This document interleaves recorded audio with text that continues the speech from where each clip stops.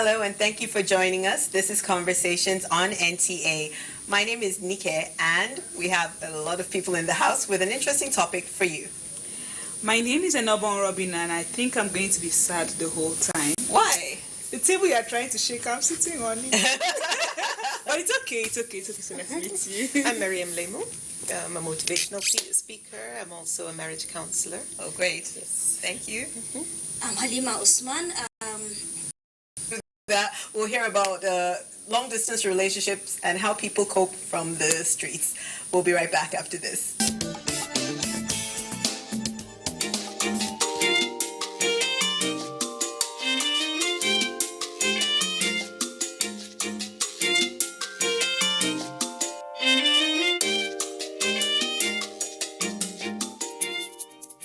My dear, long-distance relationship is not really advisable, because you don't really get to keep in touch. Even if you keep in touch with each other on the phone, you don't really know what the other one is doing and what he has in mind. So it's not really advisable. Your dates might be cheating on you and you might not really know, because you are here and he is there.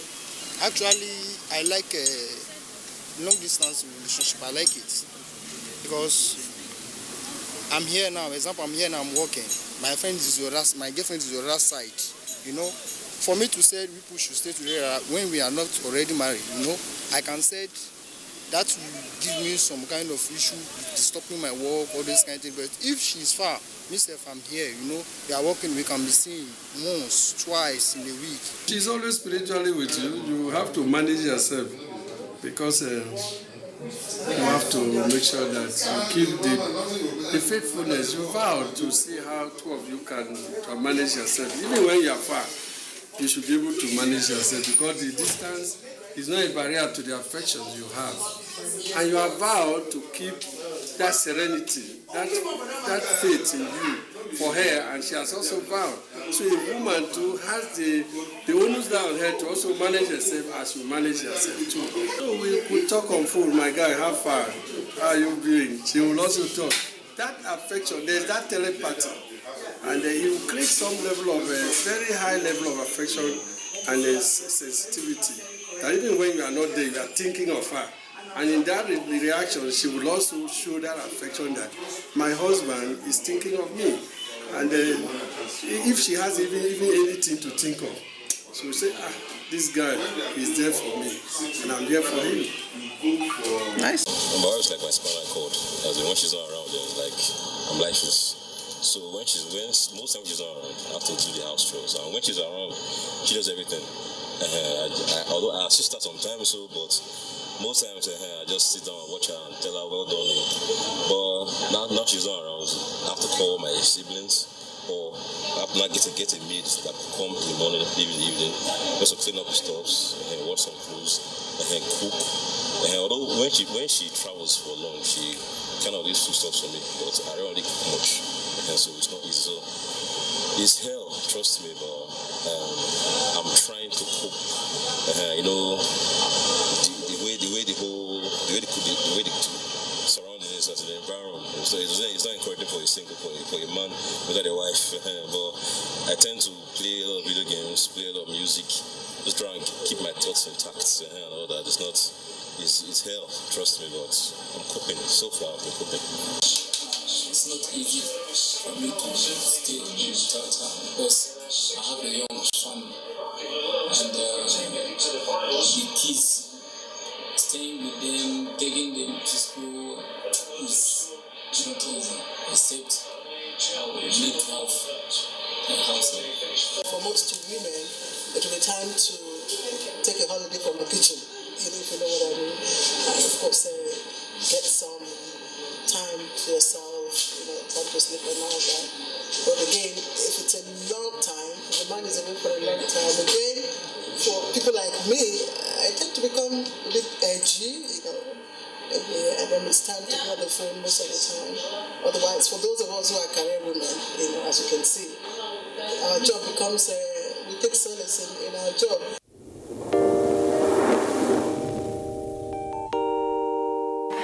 When there's a child out there that's not getting the same that your own child is getting, the difference will tell, and there will come a time in the society where that child is going to take its pound of flesh. Where you can actually, everything from watching a program with the child, you can start up the conversation from something on the TV and say, oh, you know.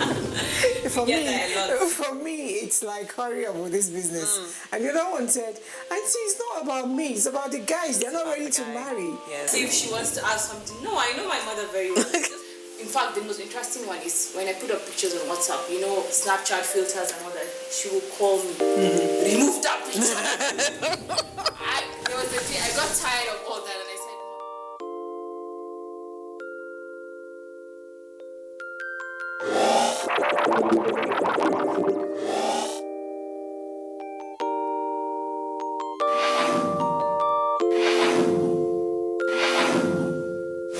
I don't think in gender boxes at all. I just get on with it. A man that would dare to ask the wife, who do you think you are? That is a real man. In fact, our husbands are our firstborns. The husband needs more attention than even the children. It's not only about work, it's not only about family. They need to take the time to look after themselves, and we don't. We don't do that. They took my money. I paid every fees. I never asked to be hoisted as a governor. I wanted to be allowed to go out there and contest for the position of governorship candidate first. There's nothing greater than looking back and seeing that while you were aspiring, you were able to inspire others. Empower to women. Yes, we need to have more women, more multitaskers around Nigeria to get Nigeria working. Definitely.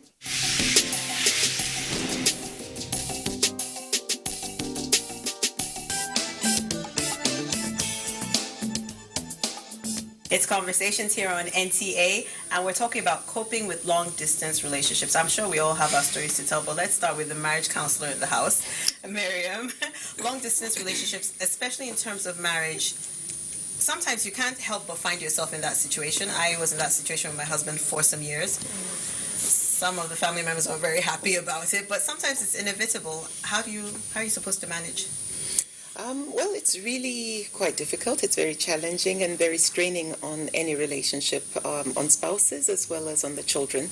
And it actually has some long-term damaging effects when both partners aren't together to raise the children as a couple, to give them this not only feeling of warmth and companionship and protection that they are with in a normal, typical family, but it affects children in the long run psychologically. We can go into that a little bit later, but how does one cope? How does one manage? Technology today has made things quite easy. I know my children were living out of the country at one point in school, and I had an opportunity, of course, to go through, or I went through the depression of anxiety of separation and so on. However, using technology, we were able to use Skype, FaceTime, and other mediums to be able to feel like we're together. So we chat every day, we see each other's faces, and I think for relationships, that's going to be very important. If you find yourself in a situation where it's inevitable that you have to be separated, maybe due to work or any other circumstances. So I think the technology has helped tremendously. If it's finding solutions, that is definitely one. I don't know if Halima or Kevin, you have any stories of where? No, actually, when she started, our introduction, I'm like, oh, really? But we're in the technological age. Why can't we deploy technology? And she just hits at it. Yes. Technology makes it quite easier. You won't actually feel the absence of the other partner because if you're I often say, look, what's the most important is effective communication when it comes to relationship. Yeah. Your intentions should be clear as much as your actions are. Because if your intentions are not aligned with your actions, automatically it would create a strain. No matter the benefit with which you are being apart for, it will create a strain. Once it's effective, there's honesty, I bet you there'll be acceptance. And then what happens is adaptability, even for the children, because you can Skype at a particular time, they know they're expecting a Skype or a WhatsApp video these days comes up, or you have a To-Go or Tango, all of this.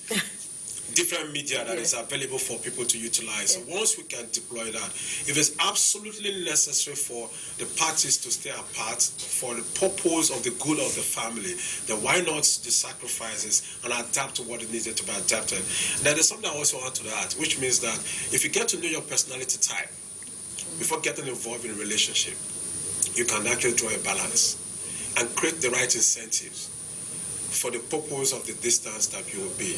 Although abuse is inevitable. Yeah, that's because of ineffective communication. If there is an effective communication, abuse will be minimal. You can actually have a successful relationship, staying apart for a short period or for a long period. Because there's always a time where you can actually have that reconciliatory position, where there's no, if we Skype every day, we talk every now and then, every 1 minute you know where the other person is, where he's going to, where she's going to. There's no way you can actually have that challenge. It's when you don't have that, then you find out that they say the idle mind is a devil's workshop. Okay. That model doesn't work for me and my husband. We don't talk every. We kind of we check in on each other. Our calls aren't more than a minute and a half. Then at the end of the day, then we can sit down and talk. I'm not a WhatsApp call person. You won't find me on a long WhatsApp call ever. Personality type. Personality type. We communicate quite well. Because but if your husband is a soul mate type of individual, he likes oftentimes want to know what's happening.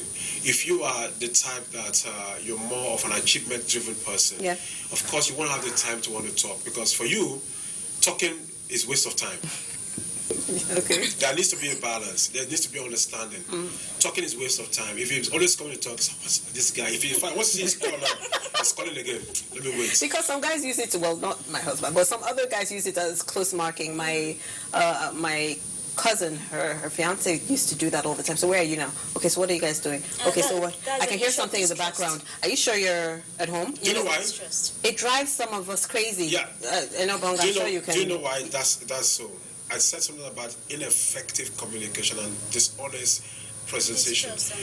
If you're not communicating well, you give room for suspicion. It's not the other person's fault that the person's actually suspecting you. It's your fault that you're being suspected.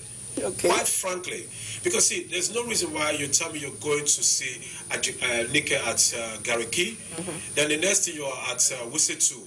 There was no communication to that effect. Then the next time again, it happens again. You have done this thing consistently. There's not been a concrete approach of your steps, your communication. What I would do, in my mind, if I have an investigative mind, is to begin to put those pieces together. Last time she said she was going to Gariki, she was in Wise. Now again this, and after a while, what happens is that I will ask you a question based on your communication. You'll be offended. You didn't have any intention to do anything funny, but you've not been communicating effectively to me. I'm only reacting and responding to your own conversation. Now we're in conversation, so we need to actually know that. Yes, I know. So basically, you guys are talking about relationship between man and wife. You haven't nailed that. Before you get into the process of being man and wife, there is this courtship. When you're just in a relationship and you're not married. Yeah. There are different types of relationships. So what happens when you're in a relationship with a guy you're not married to?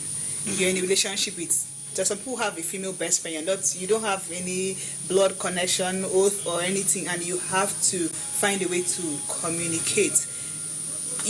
People don't know when you draw a line between communication as a chore, like okay, let us just talk, anyhow, and you communicating with somebody because you really want to, you make the person look forward to it. People miss the line. I cannot be at work. I cannot be working and you feel it's okay for you to call me and talk to us. Uncle, I'm not going to do that. So yes, even if there is WhatsApp, there is this, there is that, there has to be a line. But you see, sometimes what we have in the books, what we have on the social media, it's different from what actually is the reality when you're in a relationship with somebody. We can stay here and make assumptions. Oh, there is WhatsApp. Oh, there is Skype. Oh, there is it. But sometimes it's really challenging. Let me come in. It is really challenging. Yeah, you're actually right. That's very true. It can be very challenging. But like he said from the very beginning, before you go into any relationship, I think what is most important is for you to know who you are. Basically. Know your personality.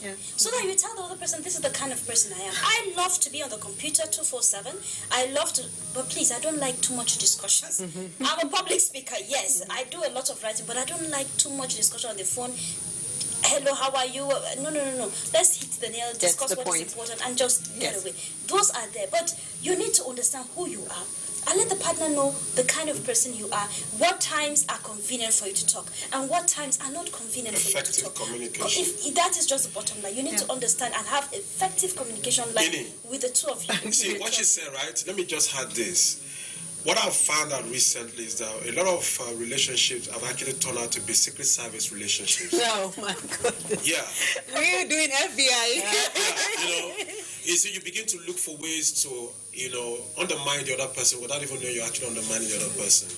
You are in a relationship, this person that is one distance from you. You're not married yet, but you plan to get married. What are the things you've actually laid out on the table to discuss and agree on?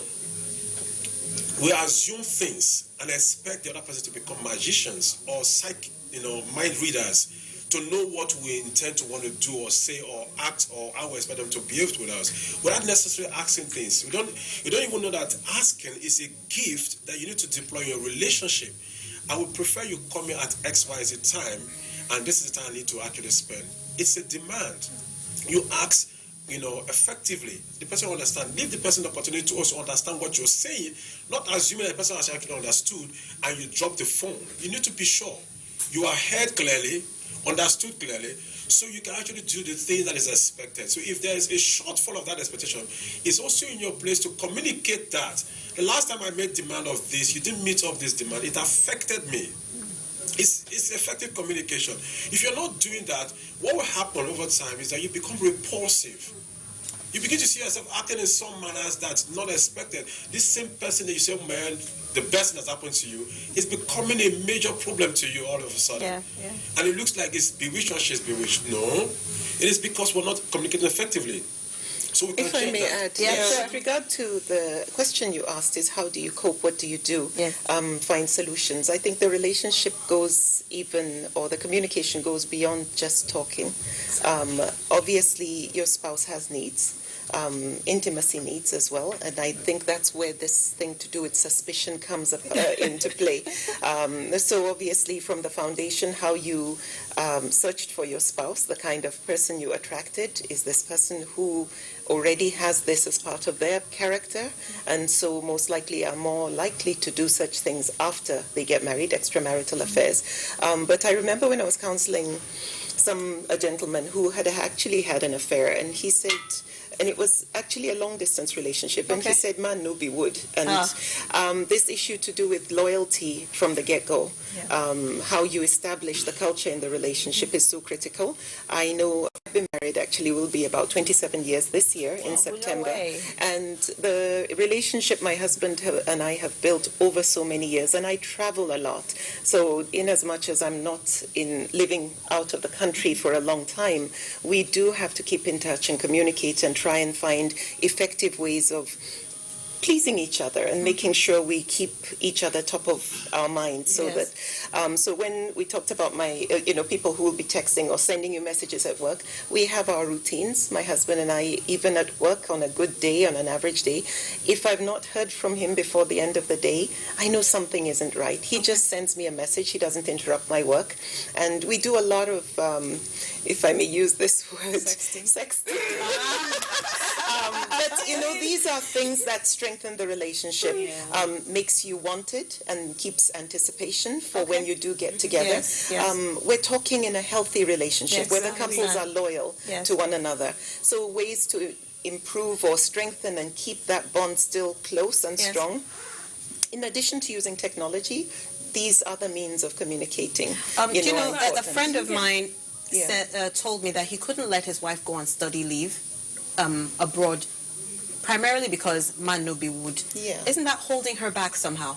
You see, that's holding her back. But you see, another thing I do personally, you won't believe that I still do letter writing. So, yes, I mean, let him just see the handwriting. Yeah, it's expensive to send letters to the UK, but I do it. 16.5, you will, just write a letter and then if you're taking every day and then you're receiving a post like a letter from me, like it doesn't make. But you see, there's something Because about you it. Then I needed to send emails. I send email like I know that yesterday I sent my email like, oh, I'm just sending this email to tell you I love you.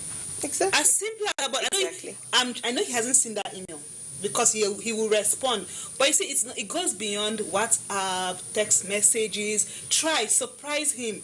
Well, and the good part about distance relationship that you learn to develop yourself. You learn to be your own happy person. Yes. So while he's there, while you are here, be happy without him. Okay. You know, do your own stuff. If you want to go and get a lunch in an exotic restaurant, go and do it.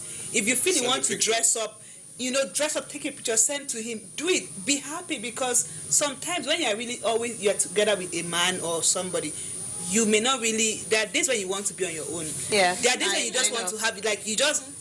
Especially when women, when we're in the PMS period, like that time when you like, listen, avoid me. Stay away from me. So yes, there's so many ways to cope with this thing. But personally, I feel like this is the period for me to develop myself, get my career going. Because I know last month he was like, okay, do you want to come over? And I'm like, no, I'm not doing that. We are not married, so I'm not going to come and live under your shadow. Like even if we are married, I still don't want to come over. Like I don't even want it. So whatever you see are doing, when you're done, come back to me. You know. We'll figure it out, but for now, I feel like I'm still growing. I need to develop myself. But even with that, I make him miss me. I make him want to communicate, but different people have different ways of coping. Yeah. So I think we all should. I mean, you've been in English. How did you cope? I was just about to even ask about the element of surprise that you were talking about. Would you show up where your guy is unannounced? Would you go to your husband's office unannounced just to spice it up? No, but because I trust, we do have a relationship. Yeah, just element of surprise. Oh, hey, here I am with lunch. I would say what we normally do is we just call each other and say, meet me at home just for 20 minutes, and I leave you to fill in the blanks. But, please do. But no, on a serious note, those are things that we try to do. I'm not going to look at anything. We try to make sure we keep the relationship strong. Yes. We mean the world to each other, and our children mean the world to us. And we make sure that we are in touch and communicate regularly, and we do everything in our power to make sure we feel valued. When he was talking about effective communication, as humans, we all have needs. Some people, they're not into the affection and the intimacy thing. Others are into gifts, like the 5 love languages. Yes. It's so important that you do get to know your spouse's love language and the 6 human needs, the feeling of security, or sense of security, feeling validated. Every human being wants to feel wanted, wants to feel this sense of belonging. Yes, that you're ready to fight for me. And we have built our relationship purely based on making sure, first, I understand his needs, he understands mine through effective communication, and then we're able to deposit in the right currency. Yes. For instance, he may be depositing in Naira and I want euros. For somebody, it could be, they say, I want quality time, which a lot of women will ask for. Yes, and what if the guy says, quality time, come, let's watch a game of football. And you're like, no, I want to watch football. So you have to make sure that you are depositing in the right currency, that it's something this person will appreciate, will find valuable and meaningful. And it doesn't need to be anything big, elaborate, but you have to understand your spouse, their unique needs, wants, and fantasies, and then go out of your way, because you married this person for life. Yes. You gave birth to your children for life. They didn't ask to be born. You chose to get married. So you do have to do everything in your power to make it work, and bring out all your big guns and do, I guard my marriage jealously. Speaking of children, where the couple for economic reasons need to stay in different cities, who do you think the children should be with ideally? I know a lot of people say the mom, but sometimes the dads are actually like moms. What do you think the kids would be with, depending on the personality type of the spouses? Oh, okay. There are men who are like mothers. Yes. And there are mothers who are like men. I know. They don't have any motherly care. Yeah. They have the baby, so one person will take care of it. Yeah. No, but It's funny, when I had enhanced, my yes. children, Yeah. my husband, we lived in the United States at the time. Sincerely, I know a lot of men may not like this, but he did the diapers. I would express my milk and he would take it because he wanted to feel that bonding with the children like a mother would feel breastfeeding. So I would express the milk and he would bottle feed them so that he gets to hold them until they fall asleep in his arms. And he did so many of the babysitting, and we both had different schedules for our work, so we were able to balance things out. And However, to answer your question about who should be, I think it really depends on the circumstances. And there was no time we actually tried to domesticate him, isn't it? Absolutely not. Beautiful. I said this not. before now. See, men oftentimes want to truly serve. But the moment they feel domesticated, they become very rebellious. What do you mean by domestication? For the purpose of people who've never heard sometimes of we see that she said she pressed the milk and the husband helps with all of that. For some women who lack the understanding, they begin to see that as a responsibility of the man to take care of, and begin to give marshalling out, schedules. They take advantage. They exploit it. Martial out schedules for the man to do. Every man will kick against it, even if that's desire wants to actually do that. Because the moment you program a man to become domesticated, it becomes rebellious. But He's talking like an African man. If you allow him, every woman a woman is the most powerful being on earth. She is. If you allow any woman to become the true lady that she is, she will be served. But where she begins to stand as a competitor or act like someone who can do, she sees a competitor who wants to take her out of the way. So the marriage is like that. She says something that's very instructive for me, which is, what I heard was innovation. Being able to innovatively relate with your spouse based on their need. You can't love someone other than how they want you to love them. Buy a Ferrari for a woman, thinking that's your way of showing love. All she needed was an iPhone X. Or just talk to me. Or just talk to me. Just give me a hug. Don't be sorry with your mouth. I think you should be asking me because my husband has been out of town for over 6 years now. No way. Sorry with your mouth. How have you coped? Tell us. Exactly. Tell us. I was waiting for this. Actually, it's not easy. Let's be frank. What? It's not easy. I have the children here with me. He is there working where he is, and sometimes I'm telling you that there are times that you just want him there because to validate something. Probably you're passing an instruction to the children. Yes. And you just need him not to do too much, but just to back you up. To back you up or to Like this, I need you to yes, of tell course. them you're going to flog them. Tell them. It's not even the flogging. You know, man sometimes figure. there are information security. he has. The man, when he comes and say, your mom just said this, why don't you? It settles it. Yes, You know, sometimes the children get too used to us. You know, sometimes there's a limit to which you can tell the child, do this. You have to stand on your foot actually with the children. But there are times you really need a man just to validate. That's one with the children. Okay. Personally, there are times I wake up, I have this great idea in my mind. Actually, sometimes I don't sleep because I am running 24/7 with this idea or that. And you just want to like, hey, honey, I'm thinking of this thing, you know, and he's not there. And maybe you want to call him at that time, you know, network, anything can happen. Anything. And then you find yourself, see, it's not easy. But then again, it all boils back to understanding yourself, understanding the other person. When you have the opportunity, make the most of it. Hallelujah. Pass as much information. As much information. So how often do you get to see him, or does he come over? Do you go over once a year, once a month? Actually, initially we do the rotating. He comes and I go, Yes. you know. But he is staying in Maiduguri. Ah, okay. So at a point, I think the last time I went, we had to sleep on the road because of the security challenge. So I think that was the end of it. I told him, you see, you're alone there. In fact, he was the one that told me, said, see, I will be coming. You have the kids, just stay there. I will come. It's safer for me to come than you come and something happens on the road. They say run to the bush, because that was exactly what the soldiers came and told us. If you hear any gunshot, just take the other way and run into the bush. And when it's settled, we'll come and let you know. I said, oh my, we didn't sleep that night. So that was the last time I actually traveled. So yeah, it's not easy coping. There are so many things. There are so many things you need. Sometimes it's just like I said, I'm not the kind of person that loves to chat too much on the phone. But the little time you had just to like say one or two things, you know, goes a long way. It does. You know, and then another thing is that the gesticulations, you know, the movements, there are things you don't need to say by mouth. By action, by facial expressions and things like that, you get the message. So these are things you actually miss when you are in a long distance relationship. It's not easy. But You literally miss holding hands. As simple as holding, holding hands. someone's hands. Sometimes I'm passing my husband in the corridor and we high five each other like. As simple as holding someone's hands can make you cry. Yeah. It is that bad. I know. Can I mention? I have a concern. But go ahead. Yeah. It is. So I have moments when he's like, okay, no, you need to understand. No, you need to understand. This is it. This work, there's school, there's this. No, I'm sorry, but you need to understand. And I'm like, okay, I'm understanding. I say it, but here I am shaking. I'm one person that I get very nervous. People just see me strong, but when I'm in a relationship, I'm like a vegetable. So it's like, okay, I understand. Okay, I understand. And then I have tears in my eyes. But I end the call and I'm feeling sad just because someone told me to understand. And I'm like, how do you expect me to understand?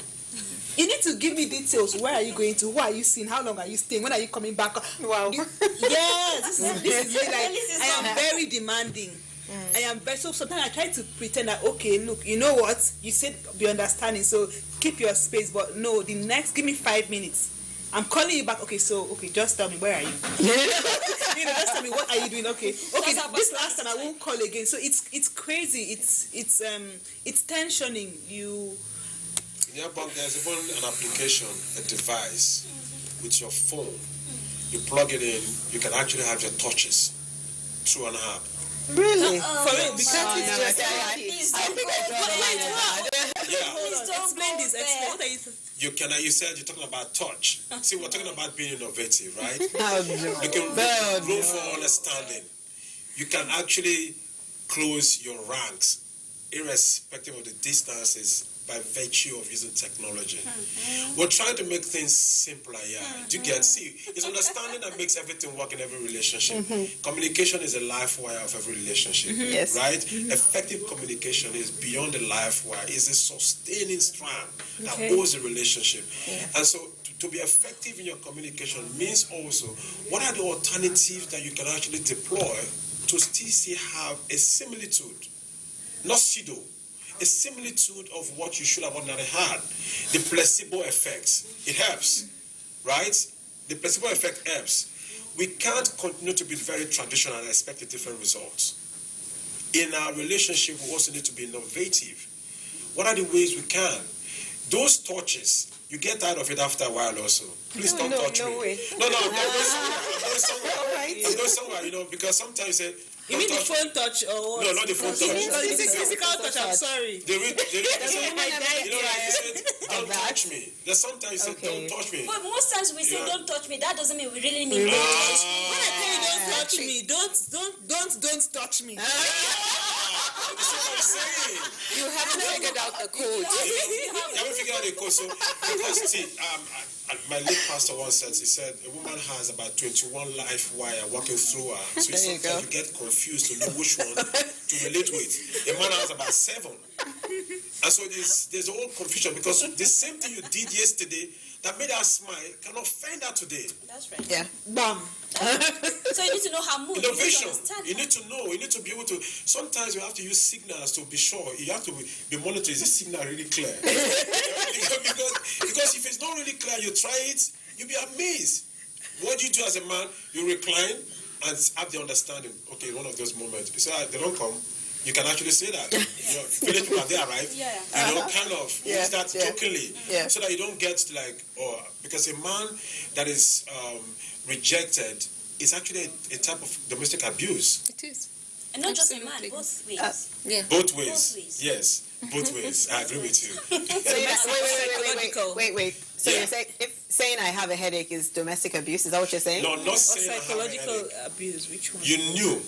See, let's not pretend about it. You saw the signals. You prepared yourself to say no. Depriving him, he means. You prepared yourself to say no without necessarily giving the person the opportunity to say, this was it. There was no offer. He said, please. You stop him from his tracks. You're laughing. Okay, no. I can just visualize. Terrible person. I can just visualize it. He stops in his tracks, reclines like a dog that's beaten in his limbo with his tail in between his legs. That's domestic abuse. Okay, because that takes away his self-esteem. You won't know.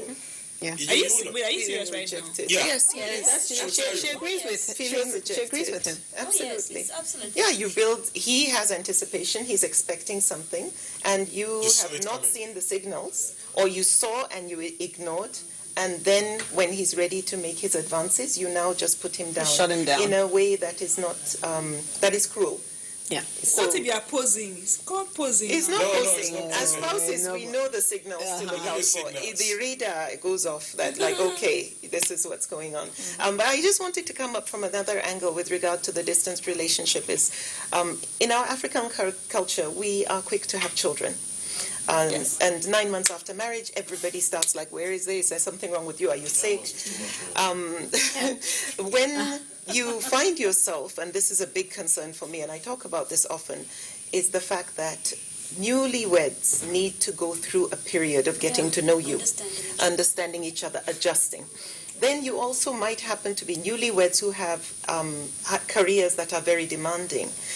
To bring a child into a world like that, when you aren't ready to be a true parent, to raise this child properly, has affected a lot of us today. Yeah. When we think of the kind of attention our parents gave us when we were young, the society obviously has changed so much. But when you look at what has changed, it is morals and values that are being diluted, and we are importing other people's cultures that are not really okay for us and trying to become what we are not. So for me, my biggest concern with this kind of distant relationships is, first of all, knowing what your career is like. Are you really ready to be a parent? Because like I said earlier, this child didn't ask to be born. Yeah. But when they come into this world, you owe them a lot. You owe them security, you owe them shelter, you owe them love, you owe them a good education.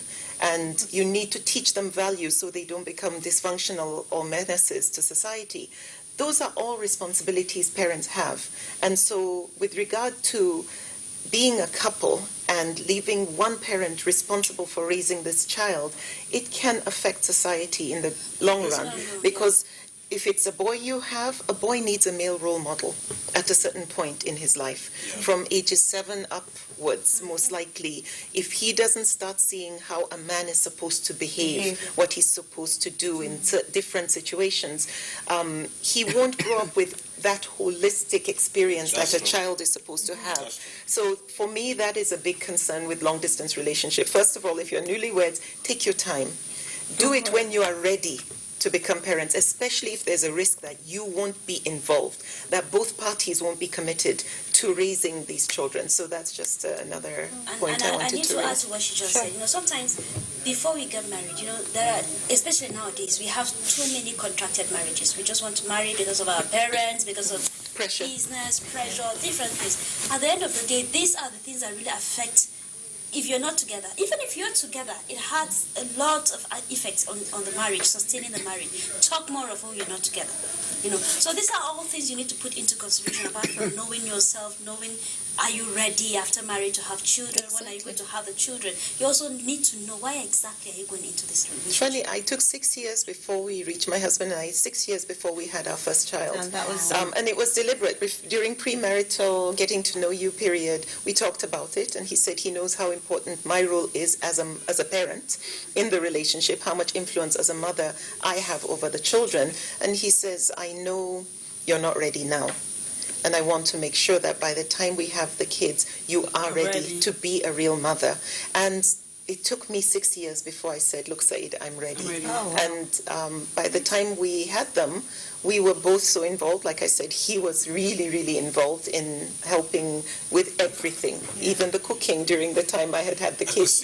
He did everything. Your boss face, looking so like, because really possible? Yeah, I was just saying that. What she's saying, and he's a Nigerian African man. What he's saying is the way I feel, because I know at some point in my life you were like, okay, do we just get married and have kids? I'm like, that's the worst thing you've talked about. Children. I'm not ready for kids. Yeah. I literally, if my friend has a baby, I can't see the baby until 3 months. Because I literally cry seeing a baby. That is how scared I am. So it's like, okay, wait, so I'm going to change. Like, I'm going to be breastfeeding. I'm going to... Be responsible. I'm not for the life. psychologically ready. And there are so many people who are like me, but then marry and start having kids. But you're able to communicate that with your partner. I will tell you. And is ready to accept that. Yes. Now, there's something I see couples do.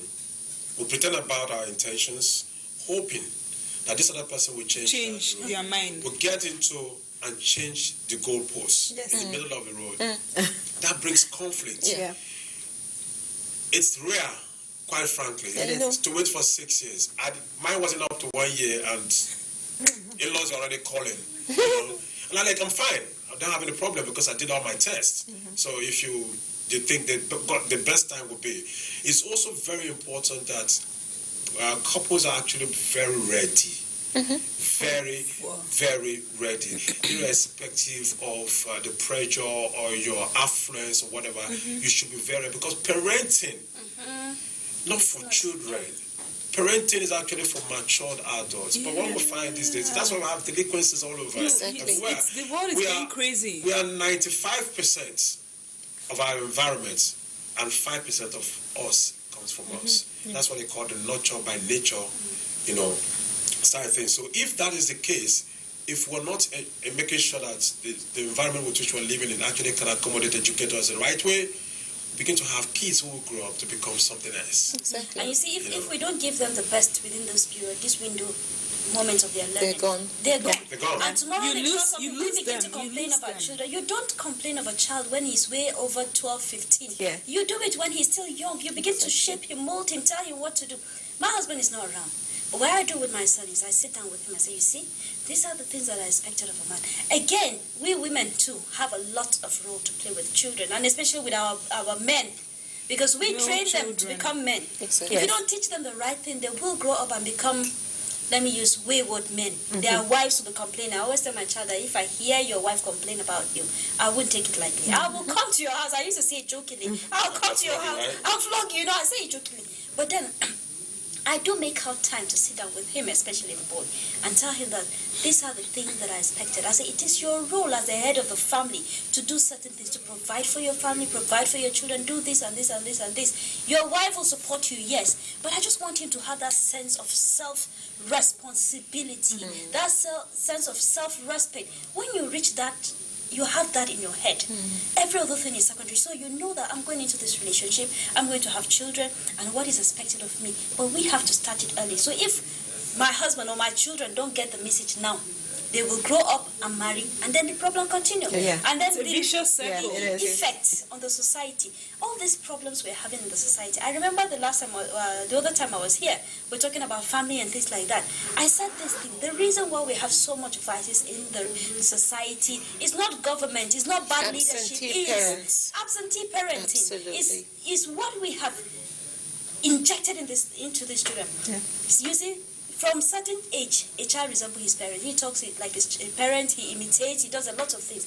By the time he starts growing now, that's when he begins to think. Influence comes, he begins to think of his own and do things. But once you have laid the right foundation from the very beginning, the changes that will come later in life will be minimal. They will not really shake up the boy or shake up the girl too much. They will not change everything about the child too much. So we need to start it from the very beginning. So I have a question for Miriam. Sorry, let me just let you finish what you were saying. Okay, I was just going to say, so we need to start early, and then all of this again.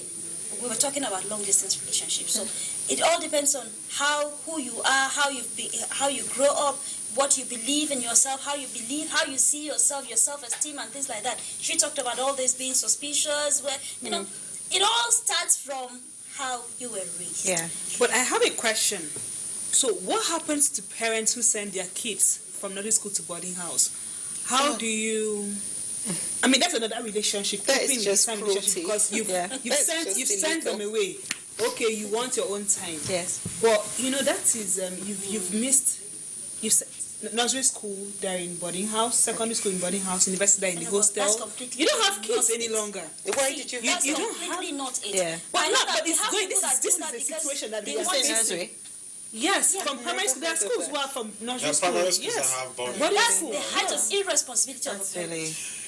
What happens in that situation? How do I really say height of cope? irresponsibility It is just actually the fact some parents are actually not prepared for getting into that. So Some why parents, have them? They were not prepared. More so the fact that the society, I always like going back to the society, which is like the family, which is our bedrock. If mothers will nurture mostly, and speaking the right words into the child's mind, it will form an opinion at a very early age, which is more like an indoctrinating thing. Because when you have the opportunity to breastfeed, it's also the time to do it. As you're weaning, you're also trying to do molding that child's future while breastfeeding.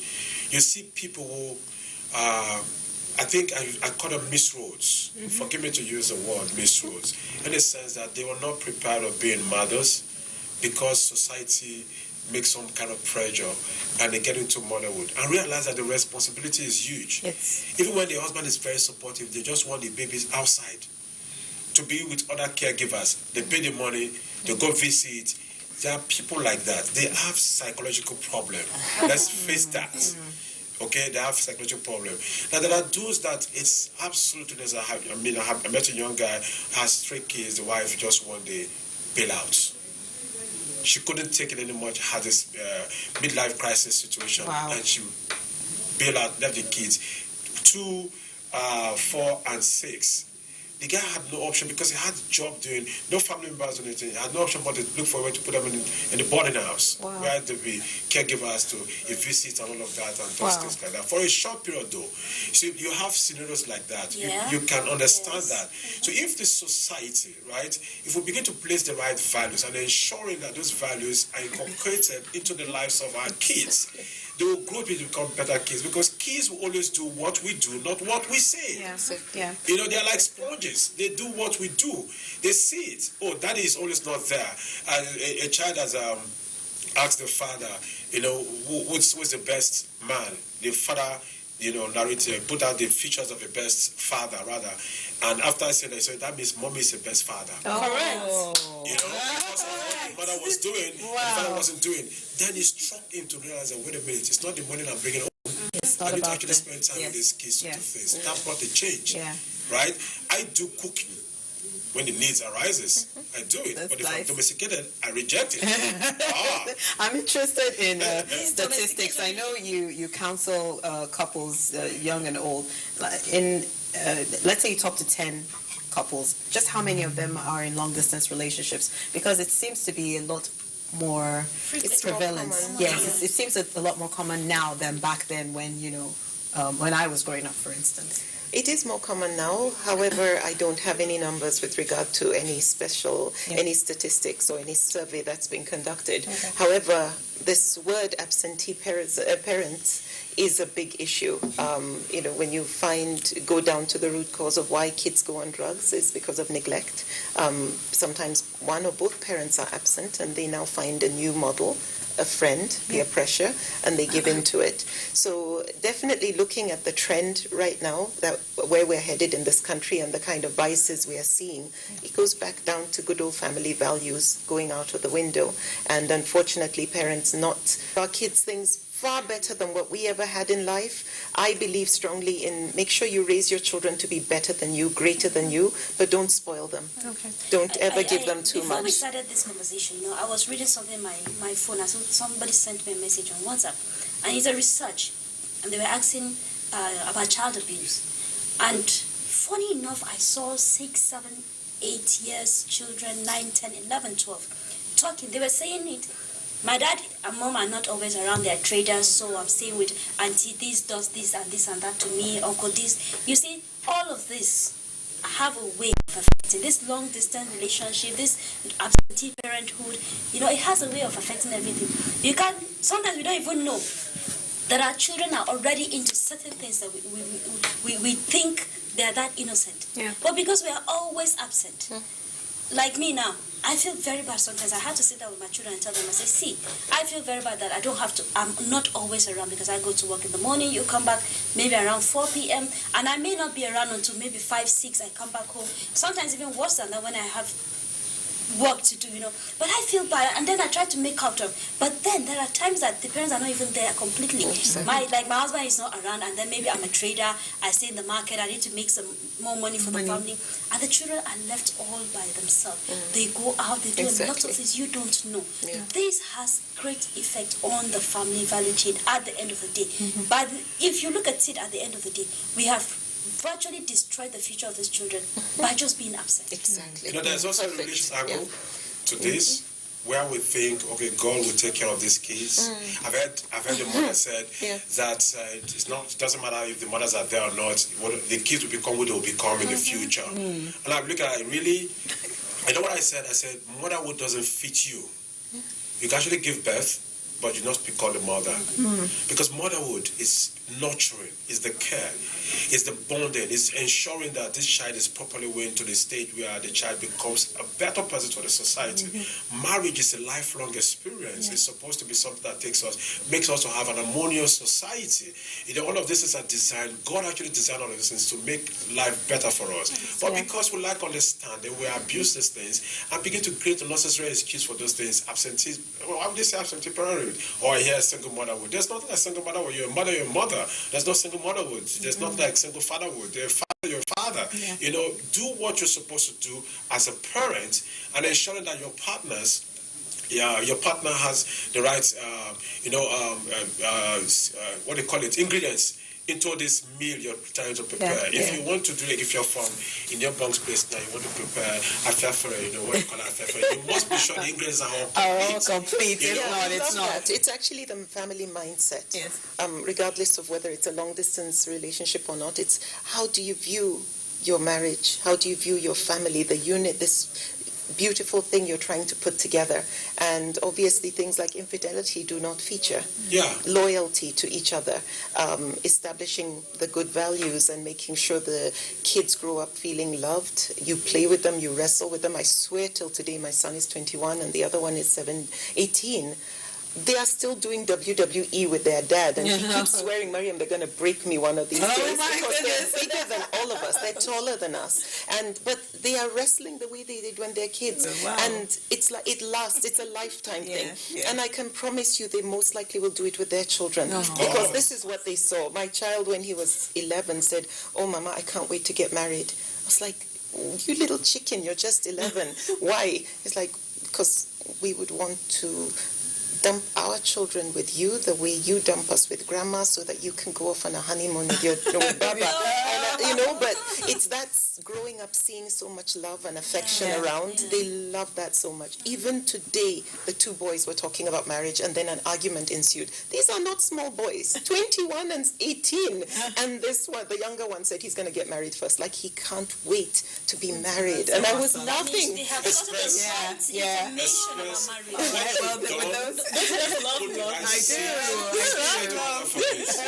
All right, with those words, thank you, Miriam, Halima, Enobong, and Mr. Kevin Fineface. We've been talking today about coping with long-distance relationships here in the conversation room. If you have any thoughts on the issue, we would love to hear from you as our social media handles are available on the screen. We hope to see you again soon in the room. Thank you so much and have a good day. Thank you.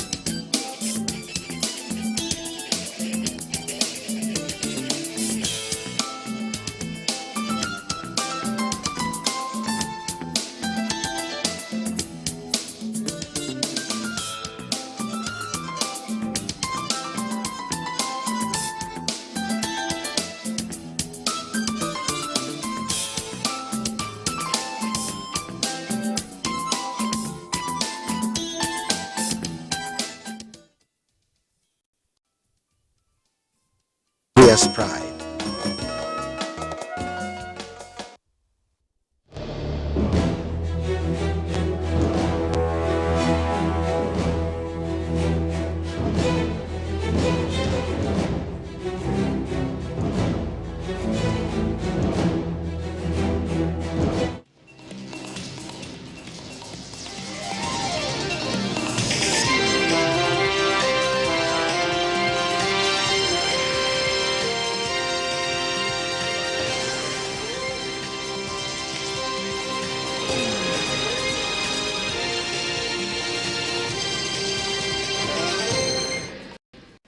a very good morning. This is the news at 10, reaching you live on the network service of the NTA.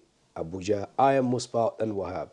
And I'm Abdul Malik Adio. Many thanks for joining us. Now the headlines. Nigeria, good to contain ravaging Lassa virus as Malam Aminu Kano International Airport tightens grip against coronavirus.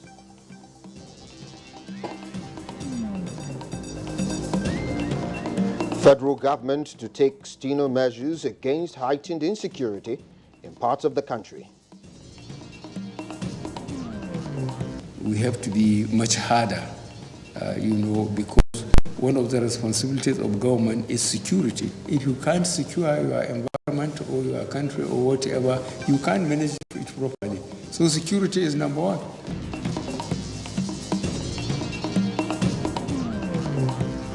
Army reopens Maiduguri-Dambuwa Road.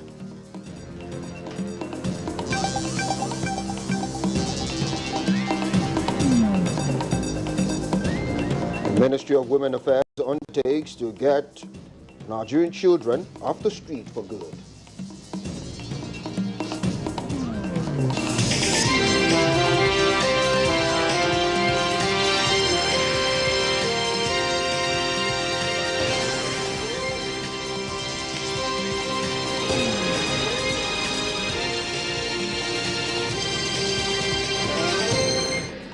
It's really good to have you on the news at 10. Now let's begin on a healthy note. The Minister of Health has doused the fears and public concern about the ravaging Lassa fever across the country. In a meeting with newsmen, the Minister, Osagi Ehanere, reiterated the federal government's commitment to containing the spread of the virus. Alika Opanachi, Arua, report. The yearly occurrence of Lassa fever, especially during the dry season, the virus has become indigenous to Nigeria. The Minister of Health, while giving an update on Lassa fever, maintained that public health is a matter of national concern and that the government is putting all measures in place to control the spread of the virus. Given the tropical climate in Nigeria and the abundance of the disease vectors in our environment, the high risk of infectious diseases is high all over the country. On the issue of the coronavirus, he enjoins all airports and stakeholders in the industry to be on the lookout for any suspected case and report to the Ministry of Health. The risk for Nigeria, I would say, is moderate. It's not serious, it's not severe, because the air traffic volume into our country is not as huge as, for example, going to the United States or going to the UK or to Europe. So as for the advisory, I think it will make common sense that anybody who is going to China now or to that area or any of those areas will know what to do with himself to take care of himself. To curb the spread of the disease, especially in the rural areas, the minister called on state government to engage in public health sensitization on the danger of the virus. In Abuja, Alika Okpanachi, Arua, NTA News. And from Gombe, Fatia Abba report that 2 people have died from Lassa fever, while 5 others await laboratory confirmation of deadly diseases. The State Commissioner for Health, Dr. Ahmed Mohamed Ghana, made the confirmation during the meeting with newsmen. Following the recent outbreak of Lassa fever in the country, the Gombe State government embarked on sensitization effort across the state to mitigate the menace. The State Ministry of Health, in line with the national guidelines, has activated all its public health centers across the state for active surveillance. Gombe State Ministry of Health has received a total of 7 suspected cases of Lassa fever, 2 of which have been confirmed so far. It came from an indigent of Pipi local government area of Taraba State. The second case was brought unconscious from Ayo local government area of Borno State and also admitted into the teaching hospital isolation ward on the 23rd of January, where he died on the same day he was admitted. As efforts are intensifying in containing the disease, additional commodities were procured in addition to free treatment of the victims. Residents have been advised to remain vigilant and keep their surrounding clean and report any outbreak to nearest health facility. In Gombe, Fatia Awal Abba, NTA News. We're still talking health. On the other hand, authorities of the Malam Aminu Kano International Airport have adopted stringent safety measures to prevent spread of reported case of coronavirus in faraway China. The airport, which is usually characterized by heavy traffic by international flight, is under emergency situation. Mohammed Rabi Abdullah Aliyu, I beg your pardon, reports that the air travelers are, however, not panicking. There was uneasy calm at the Malam Aminu Kano International Airport as a result of reported case of coronavirus outbreak. However, managers deployed their arsenals at the airport for full protection of air travelers against coronavirus. Strategic areas have been put on 24-hour surveillance. Passengers coming in and out have to undergo rigorous checks. All measures has been taken for us to protect ourselves, especially we were giving masks right from the airport. I think it is when I arrived, I remove it because I feel safe at home. As you can see, this is what we've been wearing all over. I mean, there's no point in panicking, working your way into frenzy. Yes, you have to remain calm. First of all, as long as people, if you feel ill, of course, stay away from people, stay away from large crowds. And I think in this current climate, it's a good idea also to stay away from large gatherings. It was as a result of these checks, 2 passengers were detained not because they are suspected of coronavirus, but they failed to present their yellow card, a prerequisite for entrance. They are likely to be released after vaccination.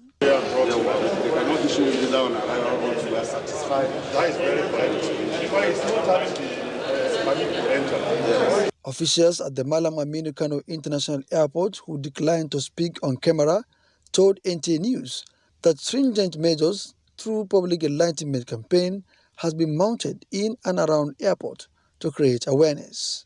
These and other measures put in place will no doubt help in overcoming the challenge. Muhammad Rabiu Ali, NTA News. Now we're turning attention to security issues as the federal government says harder times await bandits and other criminal elements whose disruptive activities have brought sorrow to Nigerians and heightened insecurity in parts of the country. President Muhammadu Buhari gave the assurance while receiving a delegation of eminent and respected citizens of Niger State led by Governor Abubakar Sani Bello. State House correspondent Adamu Sambo has the details. There are people who think that they are not important until they are seen